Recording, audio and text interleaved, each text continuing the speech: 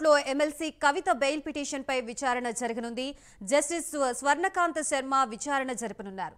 CBI, ED కవితను arrest చేయడాన్ని సవాల్ చేస్తూ ఆమె లాయర్లు ఢిల్లీ హైకోర్టులో పిటిషన్లు వేశారు. కవితకు ఈ కేసుతో ఏ సంబంధం లేదని వెంటనే బెయిల్ ఇవ్వాలని కోరారు.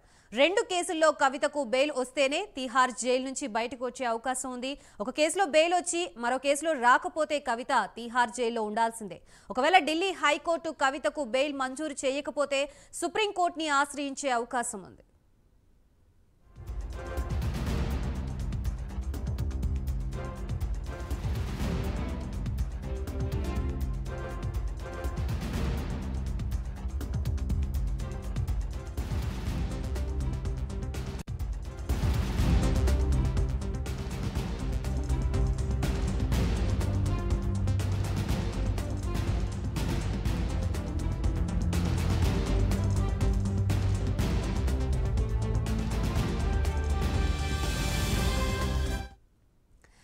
కాసేపట్లో ఢిల్లీ హైకోర్టులో ఎమ్మెల్సీ కవిత బెయిల్ పిటిషన్ పై విచారణ జరగనుంది. జస్టిస్ స్వర్ణకాంత్ శర్మ విచారణ జరపనున్నారు. సిబిఐ, ఈడీ కవితకు అరెస్టు చేయడాన్ని సవాల్ చేస్తూ ఆమె లాయర్లు ఢిల్లీ హైకోర్టులో పిటిషన్లు వేశారు. కవితకు ఈ కేసుతో ఏ సంబంధం లేదని వెంటనే బెయిల్ ఇవ్వాలని కోరారు. రెండు కేసుల్లో కవితకు బెయిల్ వస్తేనే తిహార్ జైలు నుంచి బయటకు వచ్చే అవకాశం ఉంది.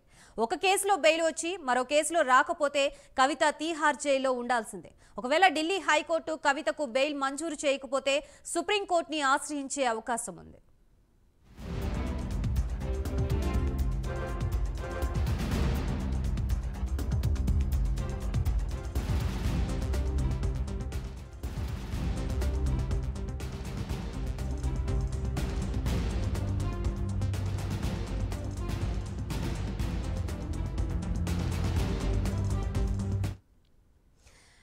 ఢిల్లీ లిక్కర్ స్కామ్ కు సంబంధించి కాసేపట్లో ఢిల్లీ హైకోర్టులో ఎమ్మెల్సీ కవిత బెయిల్ పిటిషన్ పై విచారణ జరగనున్నట్లుగా తెలుస్తోంది. ప్రస్తుతం దీనికి సంబంధించి కంప్లీట్ అప్డేట్స్ ఇవ్వడానికి మా ప్రతినిధి రామకృష్ణ సిద్ధంగా ఉన్నారు. రామకృష్ణ, హైకోర్టులో ఎటువంటి తీర్పు వెలువరించే అవకాశం ఉంది? డీటెయిల్స్ ఏంటి? ఇక ఢిల్లీ హైకోర్టులో ఈ రోజు కవితకి సంబంధించిన బెయిల్ పిటిషన్లపై విచారణ జరగనుంది. మరి జస్టిస్ స్వర్ణకాంత్ శర్మ ధర్మాసనం ఈ పిటిషన్లకు సంబంధించి డెసిషన్ ఇవ్వబోతున్నారు. విచారించి ఏ రకమైన డెసిషన్ ఇస్తారు అనేది సర్వత్రా ఆసక్తి నెలకొని, ముఖ్యంగా చూసుకున్నట్టుగా అయితే ఎన్ఫోర్స్మెంట్ డైరెక్టరేట్ అలాగే సిబిఐ అరెస్టు చేసిన తర్వాత తన అరెస్ట్ సవాల్ చేస్తూ కవిత లోవర్ కోర్టులో కూడా బెయిల్ పిటిషన్ అప్లై చేశారు. లోవర్ కోర్టులో బెయిల్ రాలేదు ఆమెకి.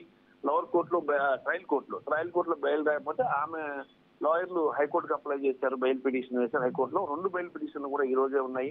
మరి ఆమె జ్యుడిషియల్ రిమాండ్ వచ్చి జూన్ 3 వరకు ఉంది. మరి ఈ నేపథ్యంలో ఒకవేళ కానీ రెండు కేసుల్లో కూడా ఆమెకి బెయిల్ ఇవ్వాలి, ఇస్తేనే ఆమె బయటకు వచ్చే అవకాశం ఉంది. ఒక కేసులో బెయిల్ ఇచ్చి ఒక కేసులో బెయిల్ రాకపోతే వెనక్కి వచ్చే తిహార్ జైల్లోనే ఉండాల్సిన పరిస్థితి ఏర్పడుతుంది. అయితే ఏంటంటే ఇక్కడ ప్రధానంగా కవిత లాయర్లు అయితే మాత్రం స్ట్రాంగ్ గా వాదన వినిపించనున్నారు. మరి అదే సిబిఐ కూడా స్ట్రాంగ్ గా తన వాదన వినిపించింది. కవితకు బెయిల్ ఇస్తే ఆమెకి తారుమారు చేసే అవకాశం ఉంది, ఆమెకు బెయిల్ ఇవ్వద్దు అంటూ కూడా చాలా వరకు కూడా సిబిఐ ఎన్ఫోర్స్మెంట్ డైరెక్టర్ స్ట్రాంగ్ గా తమ వాదన వినిపించబోతుంది హైకోర్టులో. మరి అదే జరిగితే బెయిల్ రావడం కష్టమవుతుంది. మరి రాకపోతే కవిత లాయర్లు సుప్రీంకోర్టుని ఆశ్రయించి అక్కడి నుంచి బెయిల్ తెచ్చుకోవాల్సి పరిస్థితి ఏర్పడుతుంది. ఇప్పుడు అరవింద్ కేజ్రీవాల్ విషయం కానీ, సంజయ్ సింగ్ కానీ, అభిషేక్ బోయినపల్లి కానీ ఇప్పటిదాకా ఎవరెవరైతే బెయిల్ మీద బయటకు వచ్చారో అందరికి కూడా సుప్రీంకోర్టు నుంచే బెయిల్ వచ్చింది ఈ కేసులో. సో కవితకు కూడా సుప్రీంకోర్టు నుంచి బెయిల్ వచ్చే అవకాశాలు కనిపిస్తున్నాయి. Right, thank you Ramakrishna.